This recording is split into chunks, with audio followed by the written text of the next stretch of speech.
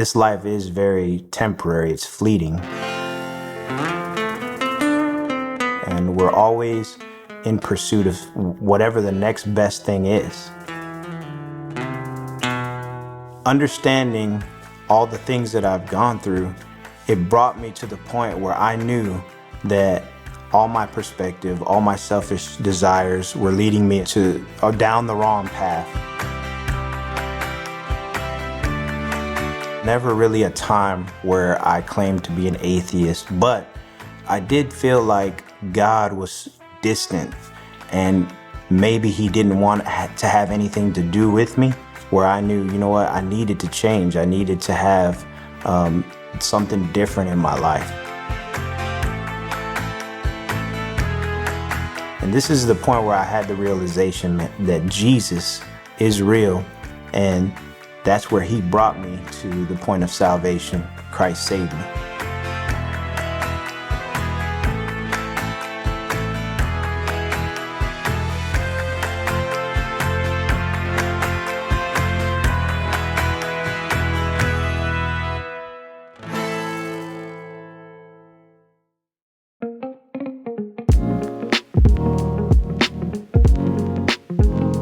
My name is Jose Montanez. I reside in Belton, Texas with my lovely wife, Claudia.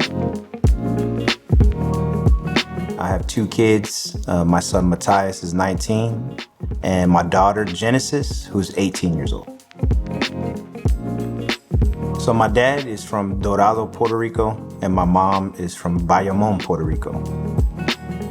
Grew up, Catholic, Christian faith, and not really brought up in it, but that's how they grew up, living on the island of Puerto Rico. So my parents, growing up in Puerto Rico, made a decision to get married when they realized that I was on the way, and they moved to Brooklyn, New York, which is where I was born. Shortly after I was born, my dad made a decision to join the United States Army. Once my dad joined the military, that started a career for him. He would end up serving a whole 20 years. So throughout that process, my parents ended up having 2 more children. I had a brother, grew up with a younger brother. He's 1 year and 9 months younger than me. And then I have a sister who's 5 years younger than me. And being in the military, we flew around, traveled different places to include Germany, Japan, Virginia, just kind of all over the place. And so that is basically how I grew up. Occasionally we would go to church. Occasionally we would practice the faith. And growing up, there wasn't a strong relationship or conversation about Jesus in the home. Occasionally we would go to special services like Easter, Christmas, or baptisms.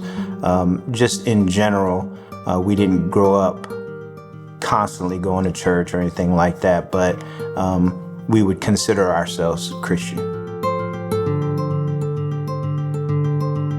My idea of who God was, I did believe in him. There was never really a time where I claimed to be an atheist, but I did feel like God was distant and maybe he didn't want to have anything to do with me because of who I was and how I lived my life. I felt like God only wanted to have a relationship with those he deemed as special or that he had favor on. Even though we didn't grow up with a strong faith as far as talking about Jesus all the time in the home, my parents did a great job providing for us, giving us good, stern discipline. My dad being in the military, he had strong qualities of making sure me and my brother were in line. Anytime we did something that we weren't supposed to, he was very strong disciplinarian. But it was in those times where he would be away from us, where things would get out of hand. So during the times of growing up, my parents were known as the partiers. So people from his company, his unit, they would all come on weekends. Dad would barbecue, cook up some food on the grill. And that's when, I would see kind of like the worst of them, because then they would get drunk, they would party, and it would be to the point where I wouldn't want to stick around and watch it. So me and my brothers, we would escape. We would go do something else, get into some trouble while mom and dad were home, getting drunk, getting wasted. Right around 1995, my dad was transitioning in his military career. We were in Japan. We had spent some time, about 6 years in Japan growing up. And so we moved to San Antonio, Texas, while he was still finishing out his tour. And so during that time, this is when the worst part of my life began, because dad wasn't in the picture. And so he wasn't there to really enforce the discipline. So my brother and I, we got into a lot of trouble. That's where we started hanging out with the wrong crowd. We started smoking weed. Getting involved in breaking and entering, doing, illegal activity. The things that we would do, we would break into cars, smash and grab, break a window, just grab any random silly thing that we could find. So we would steal stereos, CDs. We would look in the glove compartments for any weapons, things that we thought we could use, being in the streets. Some of the things we would do also, we would make friends with some of the less popular kids in the neighborhood. We would gain their trust, and then after some time of getting to know them, we would wait till they're gone from their house, and we would go into their house and we would break in, stealing their games, Nintendos, Segas. We would steal watches, jewelry, just anything that we could find of value, and stuff that I'm not really proud of. Things that I'm really ashamed of. We never got caught for any of those things, but these are some of the things that we would do, to maintain street credibility, or just because at the pinnacle of our, disgusting, sinful lifestyle, we're just trying to fulfill something, the emptiness that's in our hearts. So in high school, I was a junior in San Antonio, and there was a young lady named Veronica Reyes, and she was an outspoken Christian believer. She would talk to me. She would sit behind me. She would talk to me about the things of God. She would tell me that the Lord wants to change me. He wants to really significantly be the Lord of my life. And I would listen to her, and I was very intrigued by her faith, but also by her beauty. She was an attractive young lady. But I was so enamored by the way she would talk about God without any shame, without any doubt.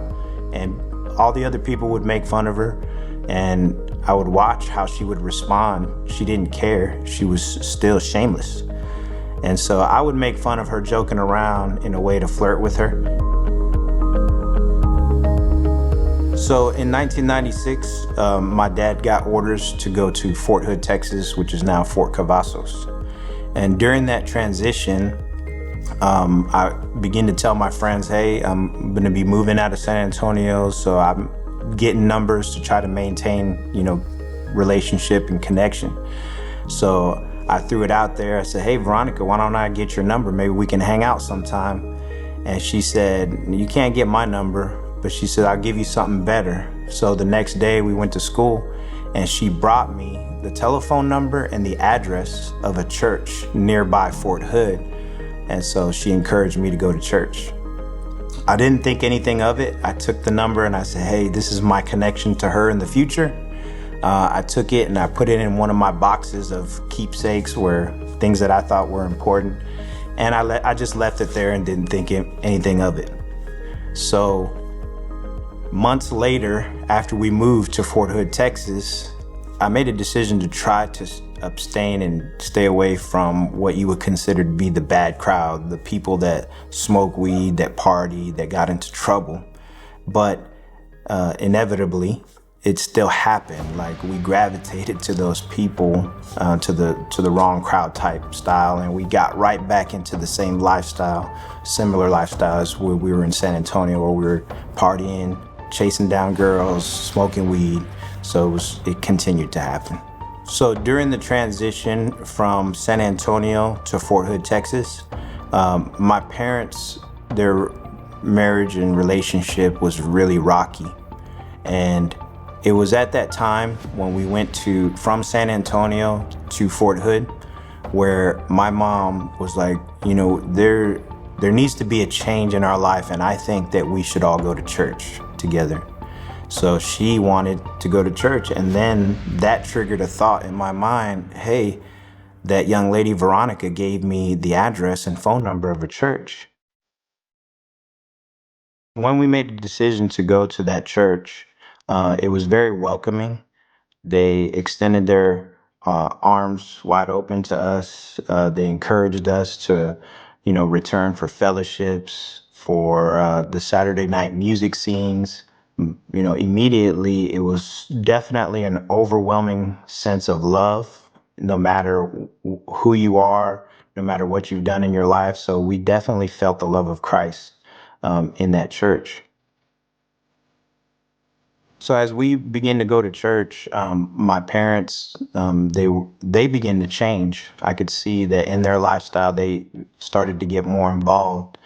Even my brother and younger sister, they started to get more involved, but I was still kind of the outlier. I was still trying to hold on to this mindset and this attitude of who I was. I really wasn't wanting to change.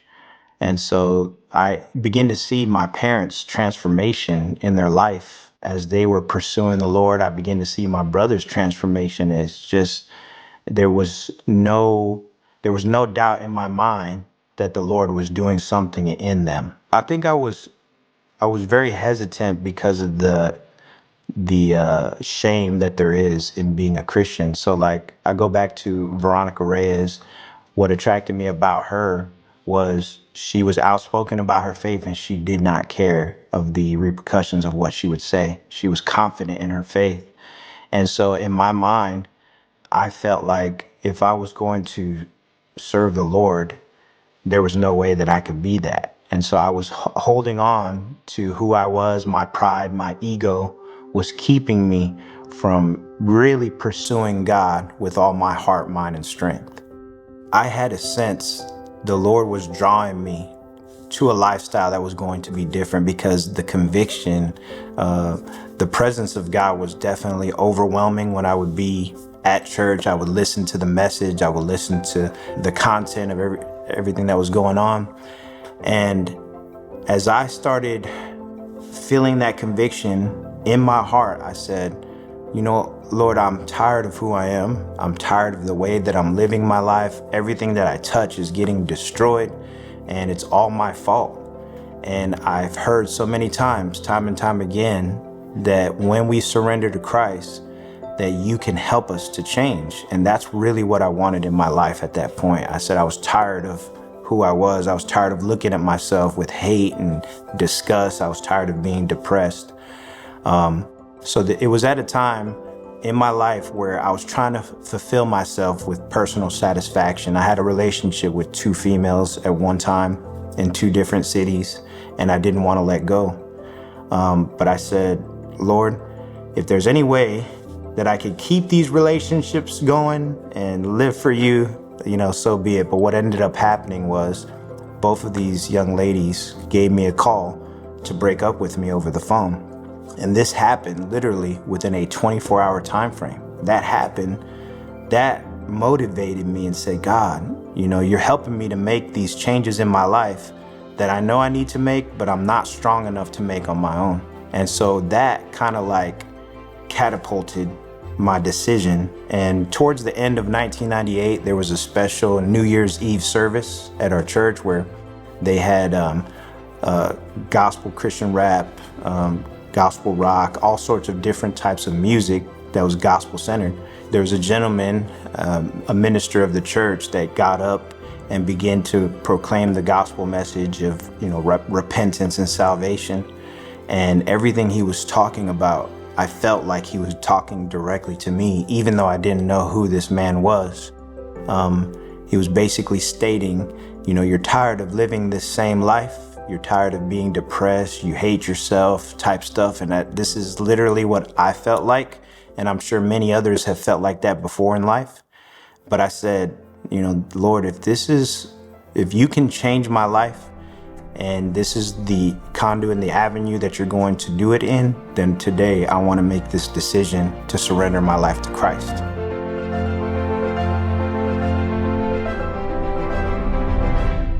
So the next day, just like any other day, I felt a little different because the fact that I knew that I had made a commitment to the Lord and I didn't want to let him down. So slowly but surely, things started to change in my life. So for example, one of my buddies calls me to go smoke weed. And at first there was I went back to that, but there was a point in my life where I said, you know what, I can't keep doing this because of my commitment that I made to Jesus. And so I need to tell this guy no more. So the next time that he called me to invite me to smoke weed, I said, hey man, I'm not about this life anymore. And so if you're gonna call me, the only reason why I'm asking you to call me is if you wanna hang out and do something, normal, but don't call me to hang out and smoke weed because I'm not doing it anymore. And once I made that decision and those words came out of my mouth, I felt the confidence. I felt the Spirit of God help me to solidify my decision and my commitment to Christ. So after that decision and after I realized that I needed to start making more changes to be able to fill my life with the things of God and fill my life with a relationship with God. So any of the other friends that would contact me and say, hey, what's up this weekend? Are we gonna go party? I would tell them, no, I'm actually gonna be going to church. Do you wanna come with me? We're gonna be doing some outreaching and some evangelism. And I would invite them and they would say, nah, I'm good. I would invite them to church and it was like, the Lord's helping me to draw that line that I'm no longer going to be involved in the things that I used to be and that my direction in life is to pursue Christ. So during this time where my parents were going through a separation, I made it a prayer to God and said, God, I'm gonna really need your help because I don't know how I'm gonna be able to come out of this. And so through the support of the congregation, there were several brothers in Christ that would keep tabs on me, I guess you could say. They would follow up and check in on me. They would come to my house, take me out of the house. We'd go play sports, play basketball. We'd play cards, fellowship, go out to eat and just, get out of the environment that I was in. And that really helped me focus on God because I would be surrounded by people who loved each other, who were all in pursuit of God and they were all running in the same direction.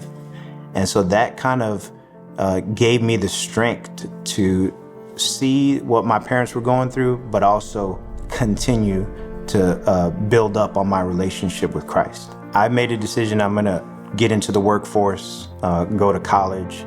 I moved in with one of the brothers from the church and became a roommate, started paying rent and stuff like that. But that also helped to get me out of the covering of my mom and dad. So now I'm solely responsible for myself. I actually had my brother move in with us also. He was 16 at the time. So we all lived together in this apartment, and that also helped keep me connected to the church.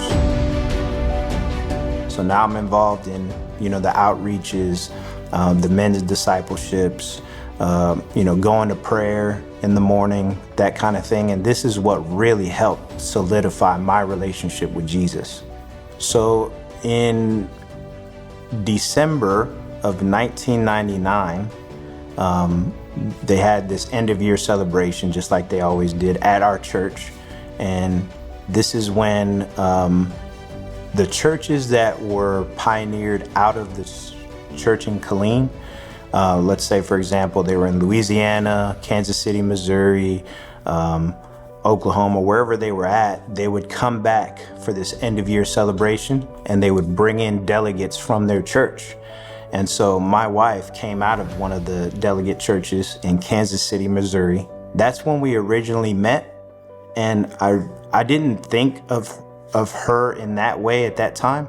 I just knew her as the pretty Mexican girl from Kansas City. So in my mind, I didn't think of her that way because I still had the taste of marriage based on what my parents went through. So in my heart, I had no desire to get married. I completely wanted to focus on my relationship with Christ. One of the things that I was really concerned about was my marriage and what my marriage was going to look like compared to what my parents' marriage was going to look like. And so I was a little worried, but the strength of God is something supernatural. It's powerful. He was able to encourage me, to let me know that He's going to help me to be the husband, the father that I need to be for my family. And so throughout that time, I learned to be a leader, learned to be disciplined in my consistent life of prayer and reading the Word. There were times where I was offered the ability to lead children's church, eventually becoming a youth director at the church. And so that gave me a lot of opportunity to serve.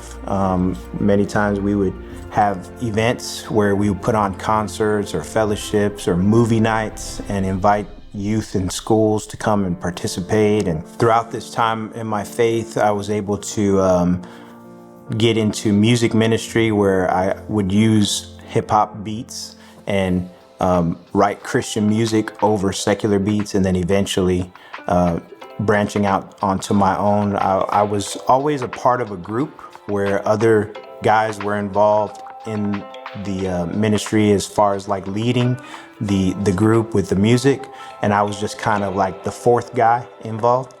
But then later on, I would branch out into my own and developing a ministry of my own through hip hop music. So since coming to Christ and living for Jesus, we would go out to the streets and evangelize and share our faith, whether it be on street corners or at parks, whether we would take opportunities to go down to the homeless people, share our faith, but also share, food, clothing, that kind of thing, and just bring encouragement to the world. There were many times where we would do this in other cities, like we would drive to Kansas City, Missouri, or we would go to Bossier City, Louisiana, and evangelize and just share our faith.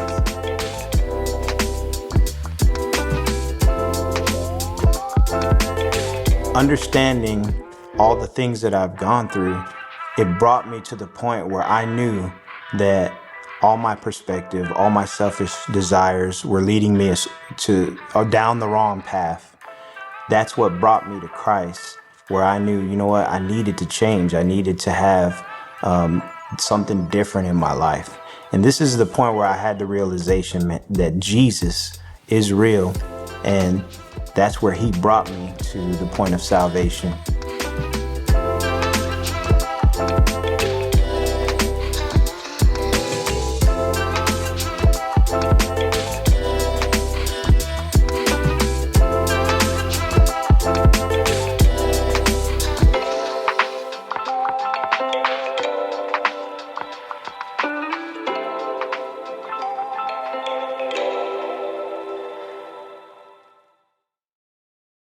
"10 years of sharing the peace of Christ."